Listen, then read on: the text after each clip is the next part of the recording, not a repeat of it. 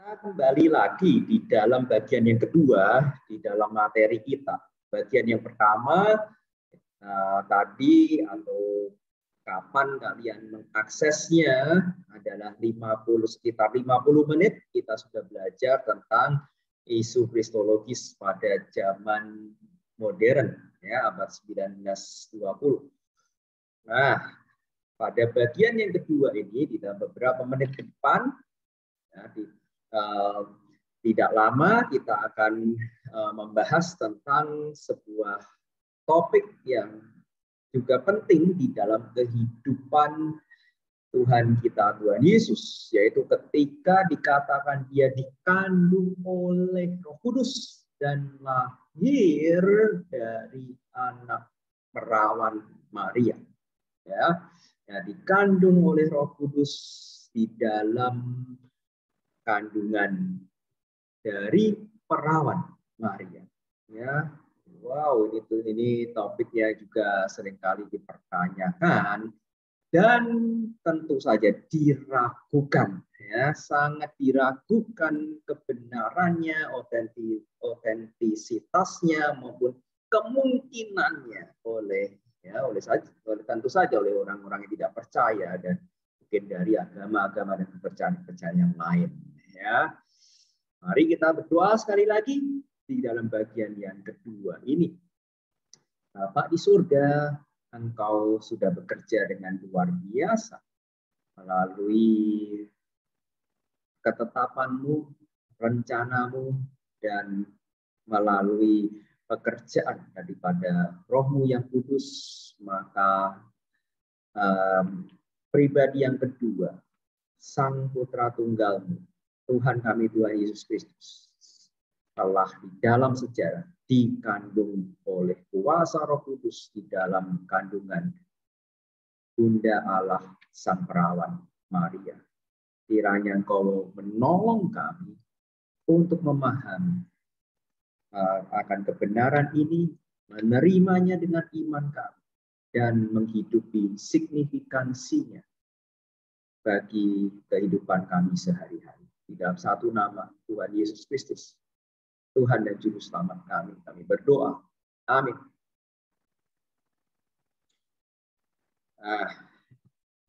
Seperti tadi saya singgung di depan bahwa topik ini adalah topik yang merupakan kontroversi, ya, diperdebatkan, dipermasalahkan, diragukan, diolok-olok oleh golongan-golongan mereka yang tidak percaya akan Tuhan kita, Tuhan Yesus Kristus. Ya, selain doktrin daripada kebangkitan, ya, doktrin kebangkitan juga merupakan doktrin yang sulit untuk diterima dan dipercayai. Ya.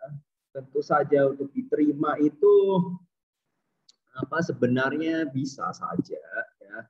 Mereka itu menerima orang yang bangkit karena agama-agama lain juga merindukan kebangkitan itu. Mereka itu juga punya eskatologis, ya, harapan. Nah, kalau kita itu jaminan, kalau mereka itu harapan. Mereka itu berharap mereka juga dibangkitkan nanti.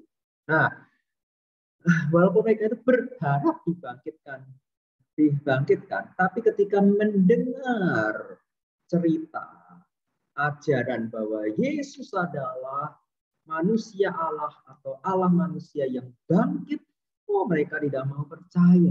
Mereka sulit untuk percaya. Mereka menolak, ya, bahwa Yesus itu bangkit. Ya.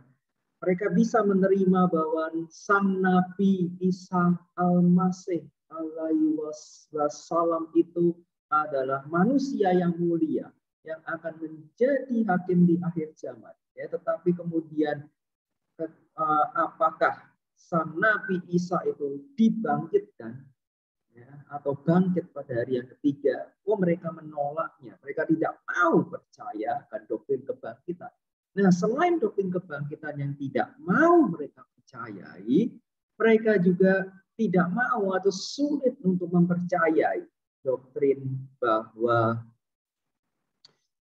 Tuhan kita, Tuhan Yesus atau nabi mereka, Nabi Isa itu dikandung oleh perawan.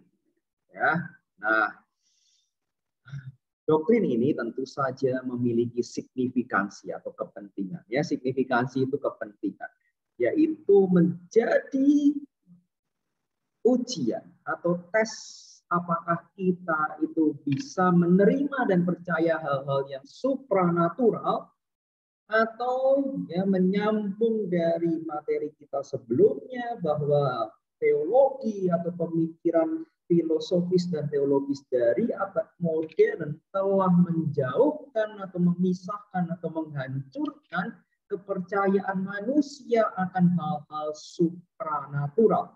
Manusia hanya mau percaya hal-hal yang natural, yang alamiah, di mana tidak ada dan tidak mungkin ada mujizat dan hal-hal yang ajaib, yang miraculous. Ya, tidak ada no miracle. Ya. Nah, karena itulah yang mengungkung pikiran mereka, pikiran orang-orang modern. Ya, mereka itu merasa pandai dengan menolak hal-hal supranatural, tapi sebenarnya itu mereka terkungkung. Ya, mereka itu sebenarnya tertawan oleh rasionalitas mereka sendiri dan naturalisme mereka sendiri. Mereka hanya mau menerima hal-hal yang natural saja dan sebenarnya menyangkal bahwa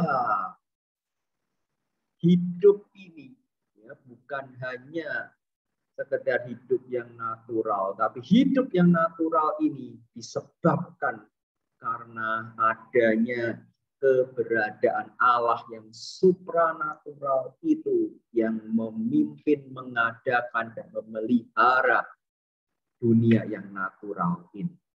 Nah, dengan menolak keberadaan Allah, dengan menolak hal-hal yang supranatural, ya, maka mereka tidak mungkin sampai kepada hal-hal yang bersifat mujizat. Oleh sebab itu, ketika kembali pada materi bagian yang kedua ini, kita mau melihat dikandung oleh perawan Maria, maka ini adalah sebuah ujian. Apakah hati kita dikuasai oleh rasionalisme modern yang terkungkung di dalam naturalisme, ataukah sebenarnya kita mau sungguh-sungguh menjadi manusia yang bebas? Manusia yang bebas artinya manusia yang mampu mencerap dan mencerna seluruh realitas dunia ini dengan objektif, dengan apa adanya, bahwa memang ada hal-hal yang natural, tapi sekaligus juga kita mengafirmasi, meyakini ada hal-hal yang supranatural dan ada Allah yang menjadi pencipta, sumber, pemelihara alam semesta dan dunia ini, dan Allah yang supranatural itu juga terus-menerus bekerja di dalam dunia yang natural ini. Dan bahkan ya hal-hal yang sepertinya sebenarnya kita anggap natural, kalau kita itu mau kemudian refleksikan dengan lebih mendalam, bukankah ya banyak hal di balik hal-hal yang natural ini adalah hal-hal yang demikian supranatural, ya, atau tidak bisa dijelaskan dengan penjelasan alamiah, ya, penjelasan natural. Nah, tapi kemudian kita perlu mensinkronisasi atau menyesuaikan istilah kita, bahwa walaupun judulnya virgin birth, kelahiran, ya, birth itu kelahiran, virgin itu perawan, virgin birth itu berarti kelahiran oleh perawan, tapi menurut di dalam kepercayaan Protestan, ya, banyak orang Protestan itu lebih memilih virgin conception, ya, dikandung oleh perawan, ya, dan kemudian meyakini bahwa kelahirannya adalah kelahiran yang natural, begitu ya, kelahirannya natural, sehingga setelah setelah melahirkan Yesus, maka tentu saja dalam proses kelahiran yang alamiah itu Maria tidak lagi perawan, begitu ya. Nah, tapi ya bagi saudara-saudari kita yang Katolik, maka mereka percaya pada virgin birth, artinya dilahirkan oleh kelahirannya itu kelahiran yang tetap menjaga keperawanan Maria. Ya, nah, jadi ini adalah dua istilah yang ya tentang keperawanannya Maria. Jadi tapi sama-sama ya, anyway sama-sama percaya bahwa kandungan daripada Maria ada kandungan sebelum berhubungan seksual, sehingga Maria tetap perawan ketika mengandung. Nah, sehingga kalau Maria itu tetap perawan ketika mengandung, maka lebih tepat adalah kandungan dikandung oleh perawan, yaitu virgin conception, ya, dikandung oleh perawan.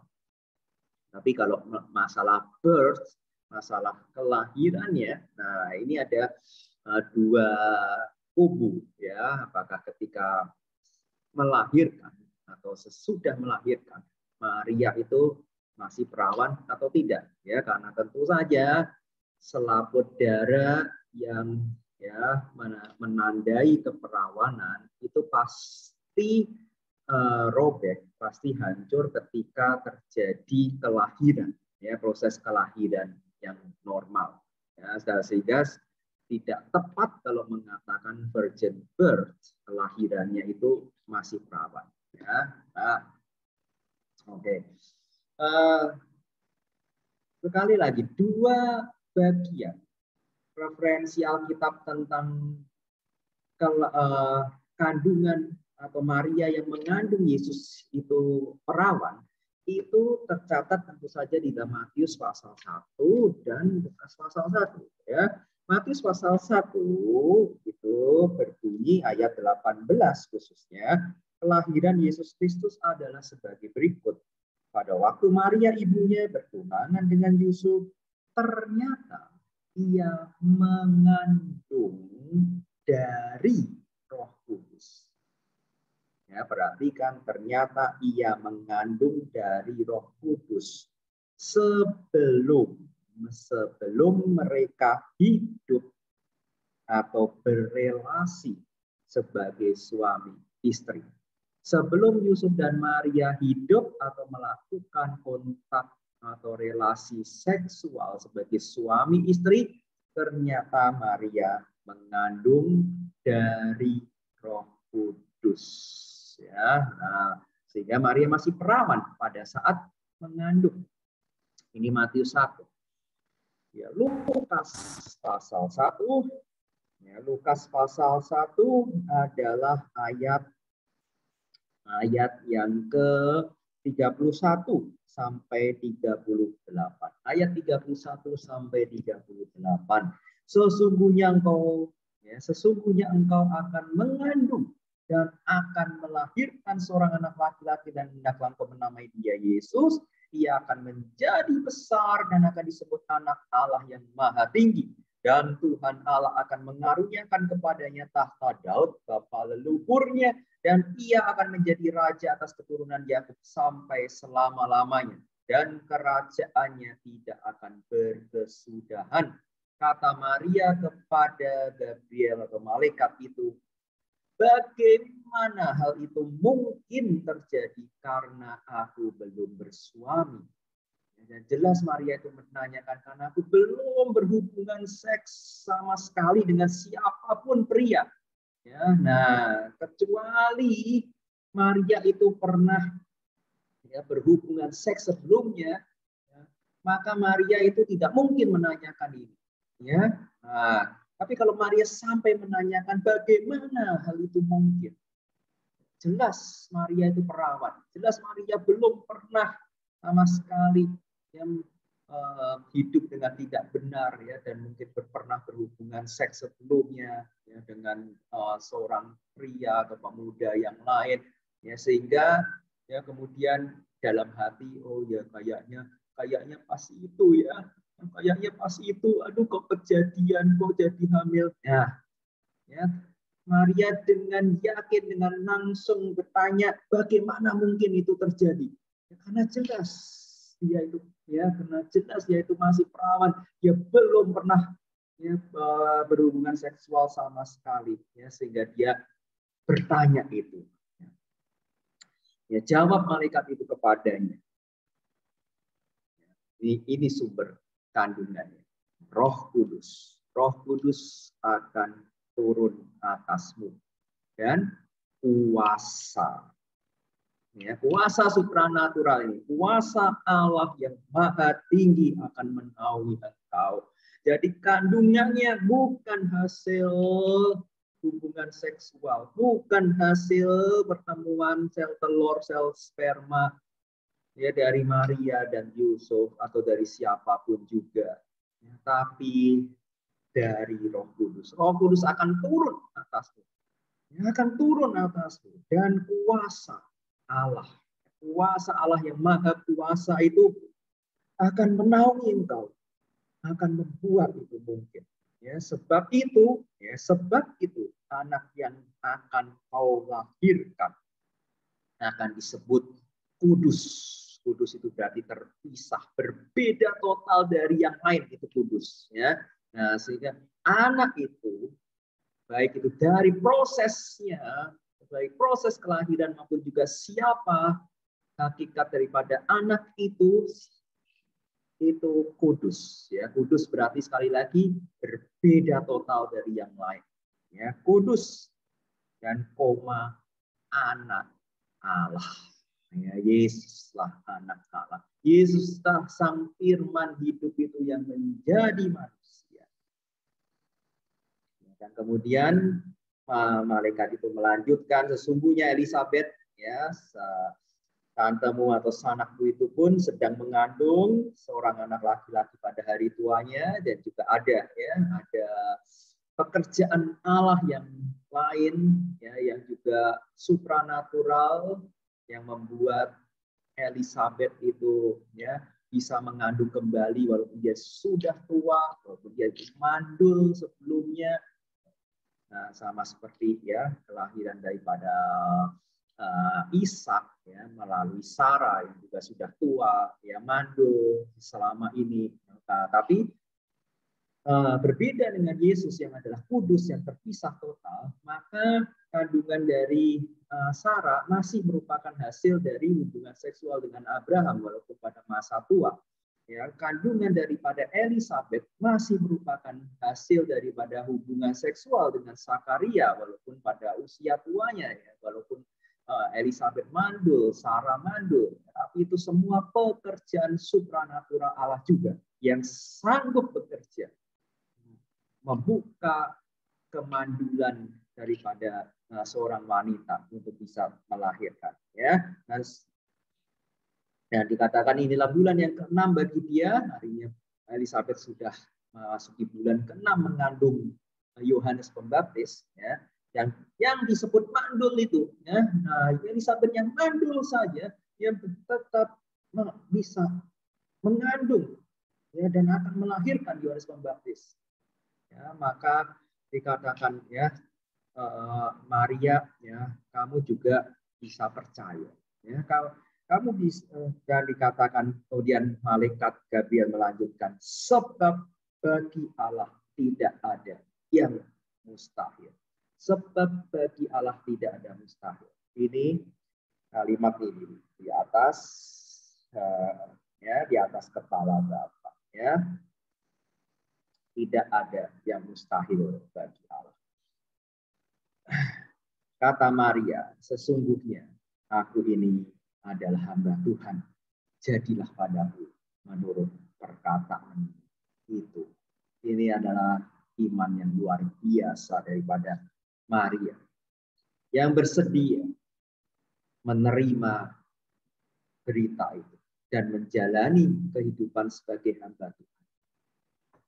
Kehidupan yang mungkin akan membawa aib, suara-suara yang memalukan dan negatif, baik itu di sekitarnya pada zaman itu, maupun juga di seluruh dunia sampai dengan zaman ini.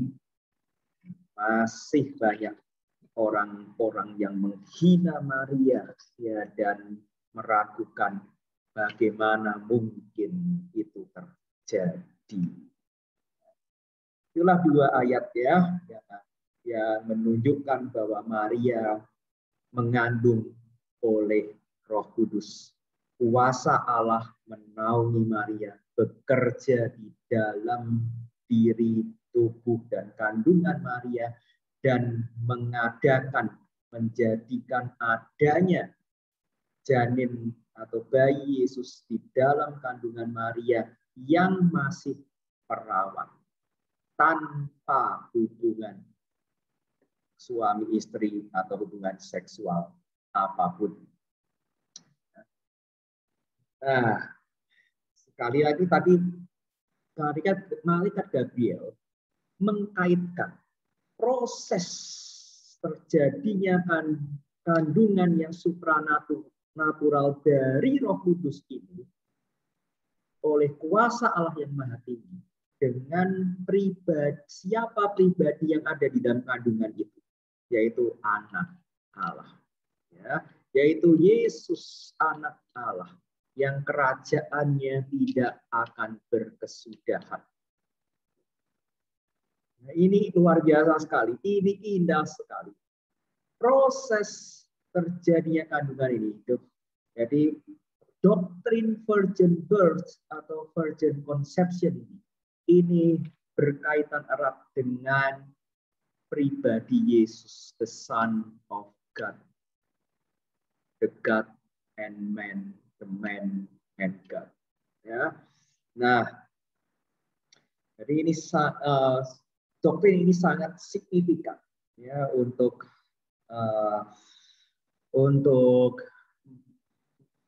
menjaga kepercayaan kita bahwa Yesus adalah anak Allah.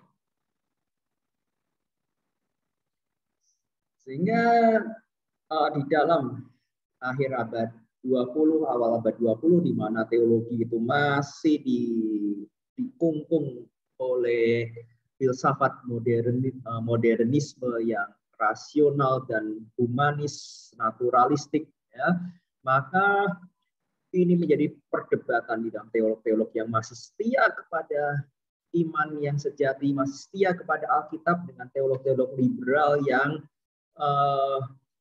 yang meragukan segala hal yang bersifat mukjizat di dalam Alkitab, ya, yang mengatakan semua itu harus diinterpretasikan ulang. Masih ingat ya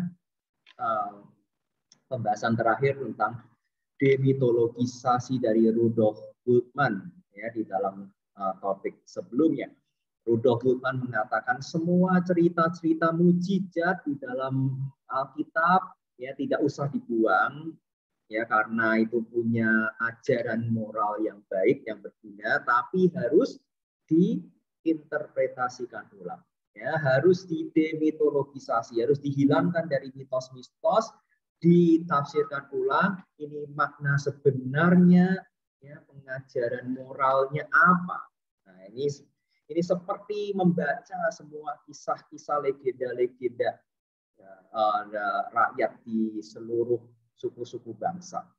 Ya, ketika kita membaca kisah itu, kita itu kemudian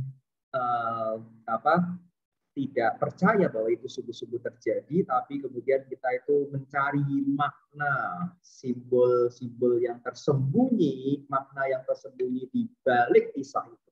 Nah, teolog-teolog liberal itu mengajak kita untuk melakukan itu. Ya. Jadi liberal mengatakan, nah, cuma ada di Matius 1 dan Lukas 1. Ya, kok harus kita terima? Justru ada di 2 tempat itu sudah cukup untuk membuat kita itu menerima bahwa Maria itu mengandung dalam keadaan masih perawan oleh kuasa Allah. Nah, umpamanya ada teolog dari Asia yang bernama Chuan Sheng Song, ya, teolog dari China. Chuan Sheng Song ini mengatakan bahwa cerita itu Matius 1, Lukas 1 itu tidak literal, ya, tidak sungguh-sungguh seperti itu. Tapi maknanya adalah Tuhan itu selalu bekerja dan berkarya di dalam situasi hidup kita yang sulit seperti apapun. Ya, di dalam situasi kehidupan Maria dan Yusuf yang miskin, yang sulit, Tuhan itu mengatakan, aku hadir di dalam hidupmu. Engkau akan mengandung aku, begitu. Ya, nah, engkau akan mengandung diriku. Aku hadir, aku akan berjalan bersama denganmu, aku akan berjalan bersama dengan keluargamu. Kira-kira ya, makna daripada kisah Maria mengandung Allah itu seperti itu, bahwa Allah itu tidak pernah meninggalkan kita yang menderita, yang miskin, yang papa, yang terabaikan, yang masih muda, yang tidak berpengalaman, yang tidak tahu apa-apa, ya. Allah itu menyertai kita. Ya, sepertinya ini berita baik, tetapi ya, ini adalah timbul dari motivasi yang hendak menyesatkan kita, seakan-akan bahwa Maria mengandung itu bukan merupakan cerita yang sesungguhnya. Nah,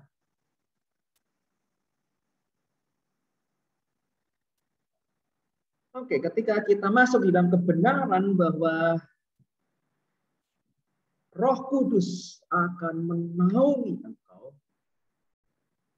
engkau akan mengandung dari Roh Kudus. Maka bahwa janin Kristus di dalam kandungan Maria, ya, ini adalah pekerjaan daripada Roh Kudus, pekerjaan dari Allah sendiri. Nah, Protestan mengatakan Maria perawan pada saat mengandung. Ya, Protestan dan Katolik mengajarkan Maria perawan pada saat mengandung. Ya, dan tetap perawan sampai kelahirannya. Ya, nah, sampai kelahirannya. Nah, oleh sebab itu setelah kelahirannya Maria tidak lagi perawan. Nah, tapi dari kalangan teologi Katolik, ya, itu percaya bahwa Maria perawan selama-lamanya. Ya. Lalu bagaimana dia melahirkan dalam kondisi masih perawan? Nah, dari Katolik itu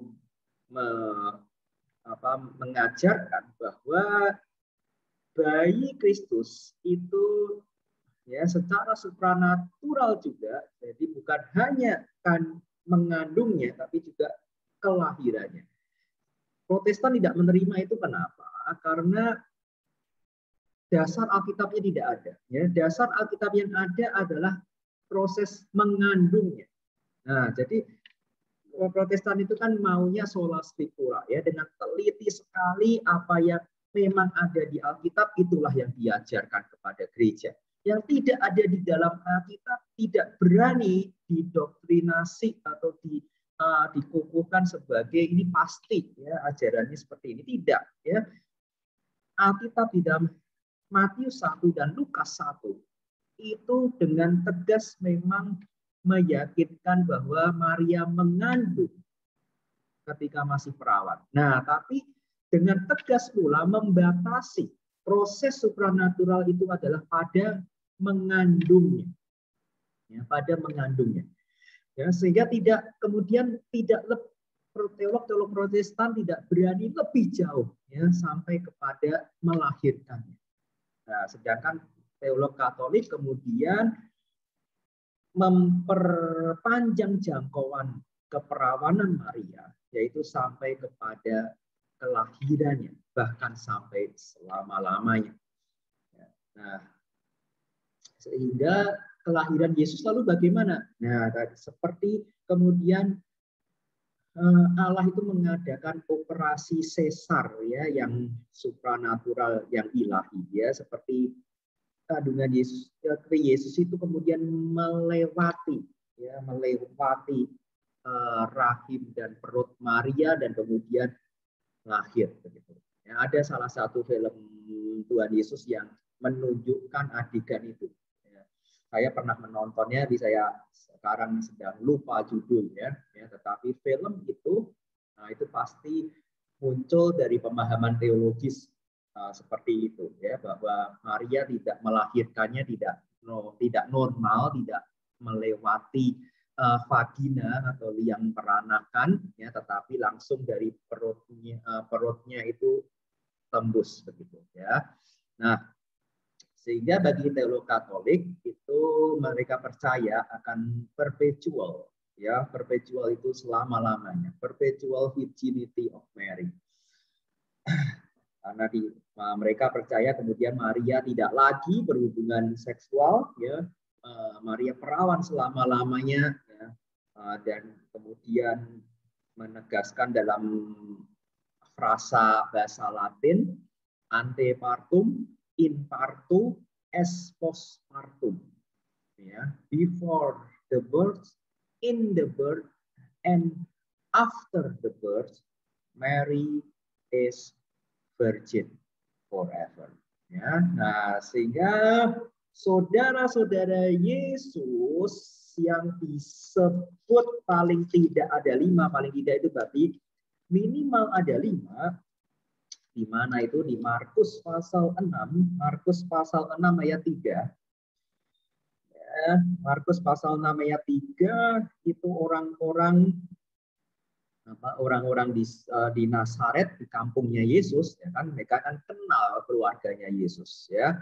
Nah, mereka orang-orang Nazaret ini kemudian mengatakan atau bertanya, bukankah Yesus ini bukankah ini tukang kayu ya? Bukankah Yesus ini tukang kayu, anak Maria?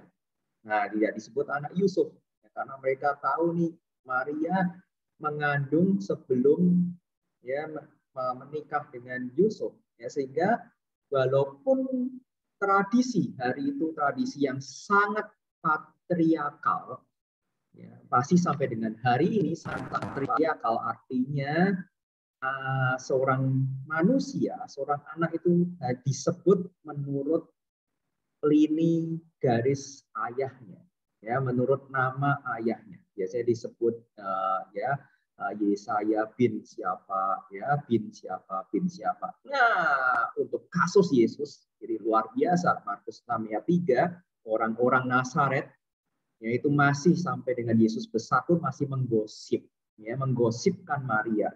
Bukankah ini Yesus tukang kayu, anak Maria? Nah, tidak disebut anak Yusuf, anak Maria. Saudara Yakobus, Yoses, Yudas, Simon. Nah, jadi selain Yesus ada 4 saudara lagi yang lain. Yakobus, Yudas, Yoses, Simon. Ya, nah ini nama-nama saudara Yesus. Ya, dan bukankah saudara-saudaranya yang perempuan? Nah, berarti masih ada seakan-akan anak-anak perempuannya, ya, Yusuf dan Maria yang lain, ya, yang selain 5 anak pria ini, ya, yang bersama-sama dengan kita.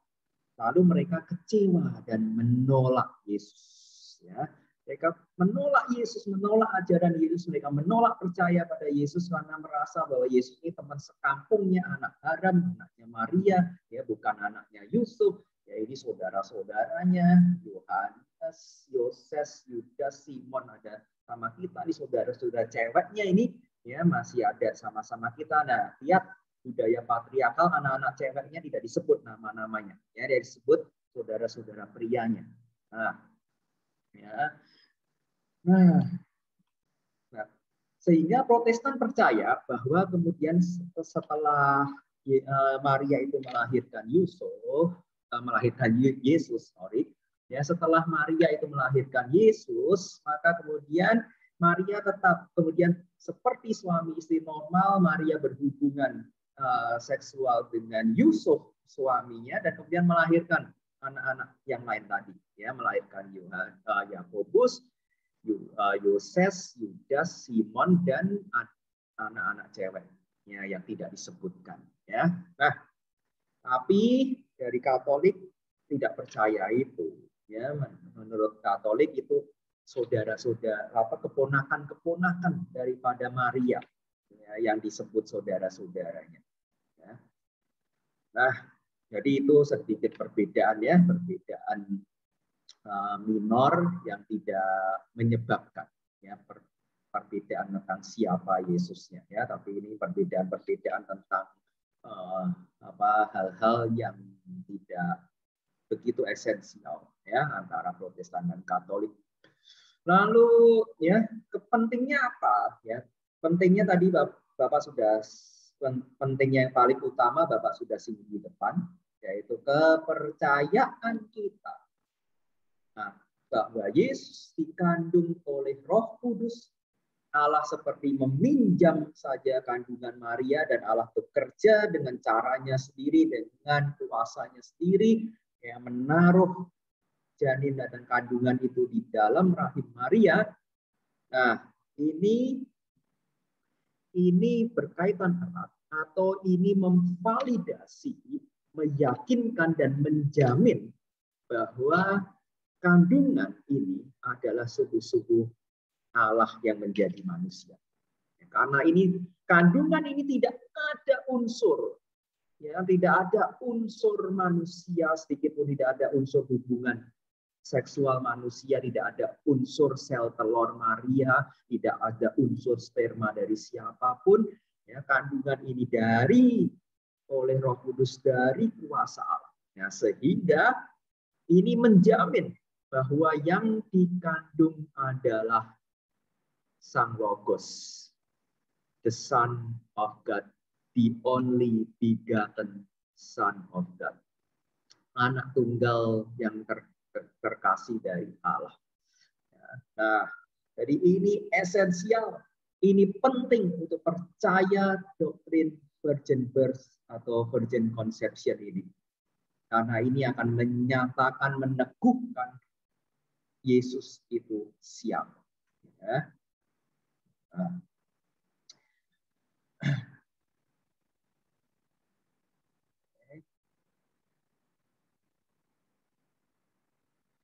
Jadi Edward Carroll ya juga mengatakan bahwa virgin birth itu jelas menunjukkan realitas inkarnasi Allah menjadi manusia. Ya, jadi ini adalah esensial. Nah, jadi ini meyakinkan kita bahwa pekerjaan inkarnasi, pekerjaan Allah menjadi manusia itu sungguh-sungguh pekerjaan Allah belaka. Tidak ada unsur manusia di situ.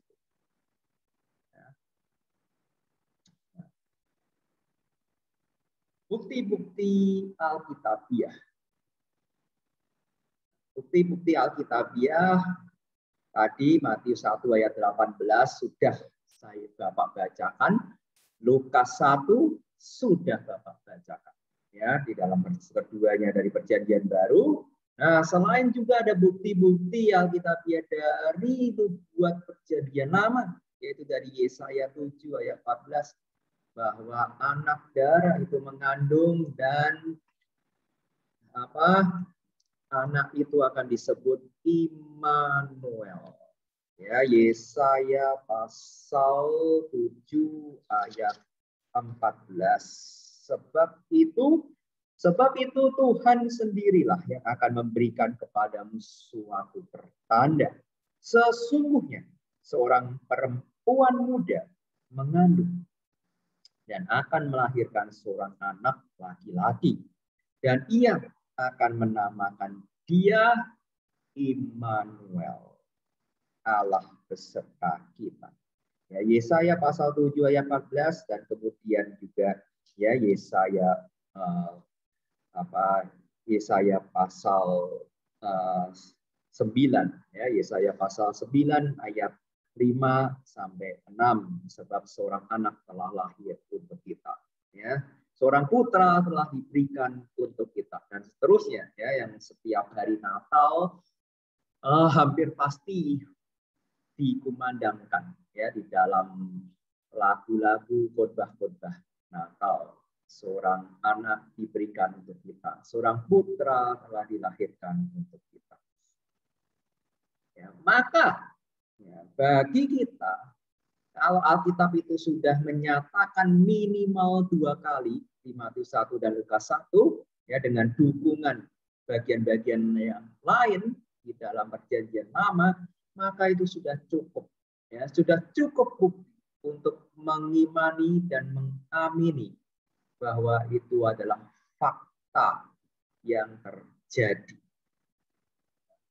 Lalu kemudian tadi juga ya Markus pasal 6 yang juga sudah Bapak jelaskan sebenarnya ketika orang-orang Nazaret itu menyindir dan mengatakan ini kan anak Maria. Nah, karena ini kan anak Maria, nah itu sudah cukup juga ya untuk membuktikan bahwa bukan karena Yusuf, ya, bukan karena Yusuf atau karena ya pria manapun ya Maria itu mengandung. Ya, tentu saja orang-orang Nazaret itu sama dengan orang-orang yang tidak percaya sampai dengan hari ini meyakini bahwa ya walaupun bukan karena Yusuf itu pasti karena pria yang lain. Ya, ada cerita-cerita yang keji yang difitnahkan kepada Maria ya, bahwa itu Maria mungkin diperkosa oleh tentara Romawi ya yang menjajah Israel pada hari itu ya, atau Maria itu berselingkuh tidak setia dengan pemuda yang lain. Itulah yang ditanggung oleh Maria. Dan itulah yang saya tadi mengatakan demikian terharu ketika Maria mengatakan aku ini hanyalah hamba Tuhan. Jadilah padaku menurut perkataan. Jadilah padaku menurut perkataan Allah. Jadilah padaku menurut firman Allah. Jadilah padaku menurut rencana dan kehendak Allah. Ini adalah iman yang luar biasa. Karena Maria tahu hari-hari di depan akan dipenuhi oleh suara-suara yang sumbang.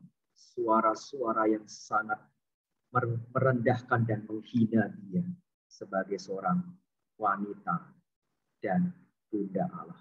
Tapi dia rela menanggung semua itu. Pelajaran bagi kita. Bagaimana hidup iman kita bersama dengan Allah. Apakah kita bersedia menanggung segala sesuatu ketika kita meyakini kita dipanggil oleh Allah, kita dipilih oleh Allah untuk menjalani panggilan sebagai pendidik Kristen, sebagai guru Kristen. Apakah kita seperti Maria bisa mengatakan, sesungguhnya aku ini hanyalah hamba Allah. Jadilah padaku menurut perkataan Allah. Bukti yang lain adalah dari Yohanes 8 ayat 41 ketika ya, orang Yahudi menyindir bahwa kami tidak dilahirkan dari zina. Ya, sekali lagi orang Yahudi meyakini Maria berzina.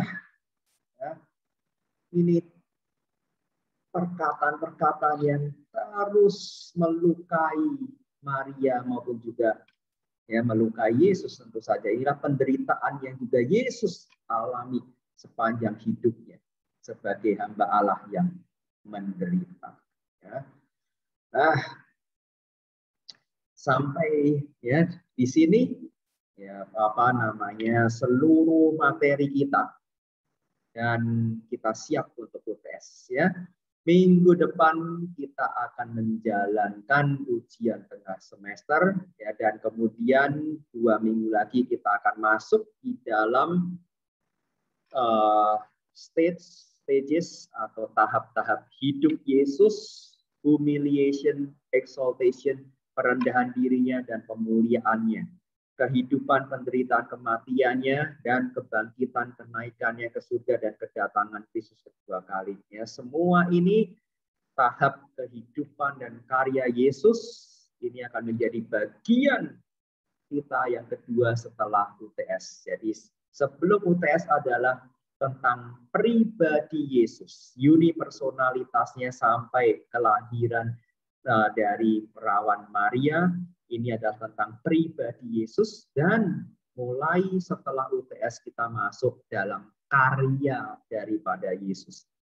Pekerjaan Yesus, karya Yesus untuk menyelamatkan kita. Ya. Nah, di dalam seluruh tema-tema tentang karya Yesus, dari Nabi, Imam, peran Yesus sebagai Nabi, Imam, Raja, kehidupan, penderitaan, kematian, kebangkitan, kenaikan, kedatangan kedua kali. Nah, semua ini akan kemudian menjadi bahan-bahan kat kalian dan UAS kalian, ya, ujian akhir semester. Bahan dari ujian tengah semester UTS adalah, ya, dari hari ini kelahiran atau kandungan dari perawan Maria, ke belakang, ya, dari unipersonalitas, keilahian, kemanusiaan Kristus, ya, sampai dengan hari ini menjadi bahan daripada ujian tengah semester. Mari kita berdoa. Terima kasih, ya Bapa, untuk Engkau membukakan kepada kami betapa luar biasanya proses inkarnasi itu. Bagaimana Roh Kudus menaungi Maria, bagaimana kuasa Allah yang maha tinggi bekerja di dalam diri Maria untuk mengadakan dan menjadikan kandungan sebuah bayi di dalam rahim Maria ketika Maria masih perawan dan tidak ada kontak seksual sama sekali. Fakta ini, kebenaran ini, ajaran ini menjamin bahwa kandungan Maria adalah Sang Kudus, Anak Allah yang hidup.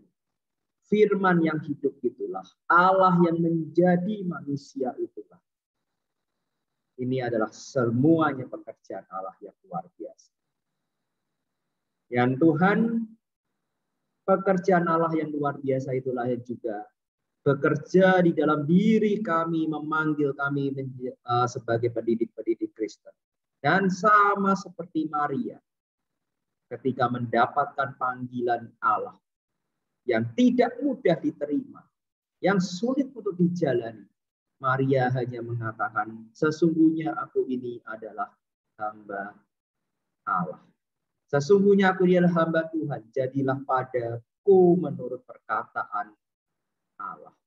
Kami juga mau mengatakan yang sama, jadilah pada kami menurut rencana dan kehendak Tuhan saja. Kami hanya hamba-hamba Tuhan. Kami hanya belajar menjadi taat dan setia. Taat dan setia di dalam nama Tuhan Yesus Kristus.